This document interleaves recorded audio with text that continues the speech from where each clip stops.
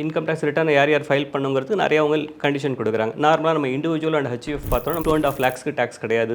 Senior சிட்டிசனாக இருந்தால் 3 lakhs வரைக்கும் tax கிடையாது. இன்னும் சூப்பர் சீனியர் சிட்டிசனாக அதாவது 80 years மேலே இருந்தோன்னா நம்ம 5 lakhs வரைக்கும் வரி கிடையாது. இது எல்லாமே நம்ம ஓல்டு டேக்ஸ் ரிஜிம் ஃபாலோ பண்ணுறவங்களுக்கு. புது டேக்ஸ் மெத்தடை ஃபாலோ பண்ணுறவங்களும் ஒன்லி 3 lakhs தான். நம்ம என்ன ஏஜ் இருந்தாலும் ஒன்லி ஃப்ளாட்டாக 3 lakhs. ஸோ நம்மளுடைய இன்கம் 2.5 lakhs, 3 lakhs, 5 lakhs இதை தாண்டினாலே we have to file. நம்ம டேக்ஸ் லயபிலிட்டி கூட வராமல் இருக்கலாம், அப்போது நம்ம ஃபைல் பண்ணணும். அப்பார்ட் ஃப்ரம் இன்கம் சீலிங்கை தவிர நம்மளுடைய பேங்க்கில் நம்ம ஏதாவது டெபாசிட் பண்ணியிருப்போம், நிறைய ட்ரான்சாக்ஷன் பண்ணியிருப்போம்.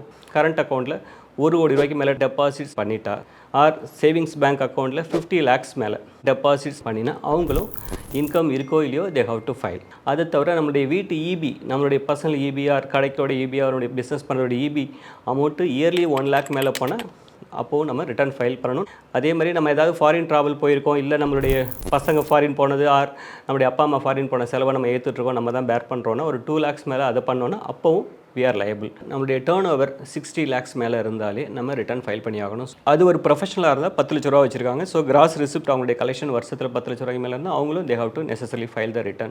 In case companies or partnership firm or LLP மாதிரி நம்ம வச்சுருக்கோன்னா அவங்களுக்குலாம் எந்த பேசிக் எக்ஸம்ஷனும் கிடையாது. ஸோ அவங்க கண்டிப்பாக ₹1 இன்கம் இருக்கோ இல்லையோ, நெகட்டிவாக இருக்கோ பாசிட்டிவாக இருக்கோ, எவ்வளோ இன்கம் இருந்தாலும் ரிட்டர்ன் ஃபைல் பண்ணி ஆகணும். இன்கம் ரிட்டர்ன் ஃபைல் பண்ணுறதுல நம்ம லாஸ் இருந்தால் அவங்க கூட கண்டிப்பாக ஃபைல் பண்ணுறது நல்லது. ஏன்னா இன்கம் டேக்ஸில் ஒரு ப்ரொவிஷன் இருக்குது. நீங்கள் லாஸ் வந்ததுன்னா அடுத்த வருஷம் சம்பாதிக்கும் போது லாபம் வந்ததுன்னா அதில் அட்ஜஸ்ட் பண்ணிட்டு பேலன்ஸ் உள்ளது மட்டும் டேக்ஸ் கட்டுங்க அப்படின்னு ஒரு செட் ஆஃப் ப்ரொவிஷன்ஸ் இருக்குது.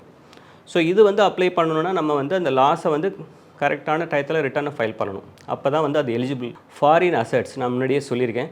ஃபாரின் அசெட்ஸ் இருந்ததுன்னா, ஃபாரினில் நமக்கு ஏதாவது ஒரு அசெட் இருந்ததுன்னா அது பேங்க் அக்கௌண்ட்டாக இருக்கலாம், வீடாக இருக்கலாம், ஒரு பில்டிங்காக இருக்கலாம், ஆர் நம்ம ஏதாவது ஒரு ஷேர்ஸாக கூட இருக்கலாம். அவங்க எல்லாருமே கண்டிப்பாக ரிட்டர்னை ஃபைல் பண்ணி ஆகணும், அவங்களுக்கு இன்கமே இல்லைன்னா கூட.